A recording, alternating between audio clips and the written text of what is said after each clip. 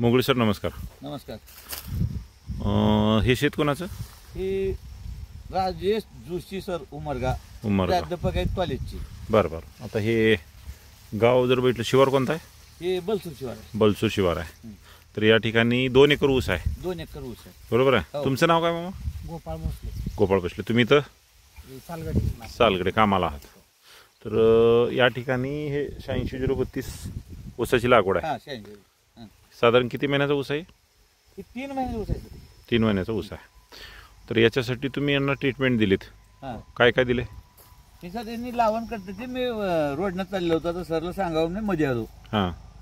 लावण झाल्यावर 15 दिवसापूर्वी भूमी पॉवर प्रूम पोटॅश हे ग्रीन प्लॅन्ट कंपनीची आणि एक 10-26 दिलेला आहे.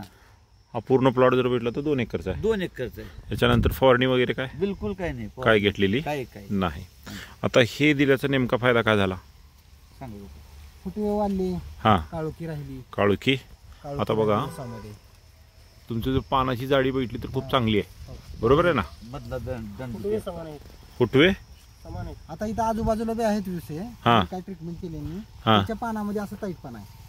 कोणाच्या? त्या दुसऱ्या उसाच्या. आपली जी पान आहेत हे असं पण म्हणजे ह्याला फुल सगळं काही मिळाले असं माझं. अच्छा अच्छा अच्छा अच्छा अच्छा. इथं कदम साहेब पण आलेत. नमस्कार. नमस्कार साहेब. तुम्हाला काय वाटतं या ऊसामध्ये वेगळा फरक असं? रासायनिक पेक्षा जैविकचा खूप फरक आहे याच्यामध्ये. कारण गेल्या वर्षीच्या जमिनीवरती तलावाची माती आणून टाकलेली आहे. इथं तळ्याची माती टाकली. बरोबर बरोबर. लगेच 1 वर्षामध्ये एवढा अपटेक होत नाही जमीन. राईट. रासायनिक जर तुम्ही टाकलं असतं ह्याच्यामध्ये किंवा कुठली दुसरं जरी काय केलं असतं, अच्छा, किंवा शेणखत घातला असता, कोंबडी खत घातला असता, मळी घातली असती, थोडं फास्ट अपटेक झालं नसती जमीन. किंवा एवढं ऊस असे रोषणाई बाज काळा फुटवा चांगला हे असे आले नसतं. तिथं काय झालं, प्रॉपर जैविक प्रोडक्ट आले सर्व. रासायनिक पूर्णपणे बंद झालं. बरोबर. आणि लवकर अपटेक होणारी ही खाते येतं आणि त्यांनी वेळेमध्ये दिलेत. लागण केल्यानंतर 15 दिवसाने ते खातं देण्यात आलेले आहे. आता तुम्ही तर फुटवे पण मोजले सर? हो. एका बेटामध्ये 15, 17, 18 फुटवे. सरासरी आपल्याला एका बेटामध्ये 8 ते 10 फुटवे बाद झाले लागतात. कारण 7 पर्यंत जी फुटवे आहेत 18 ते 20 ही जगत नाहीत.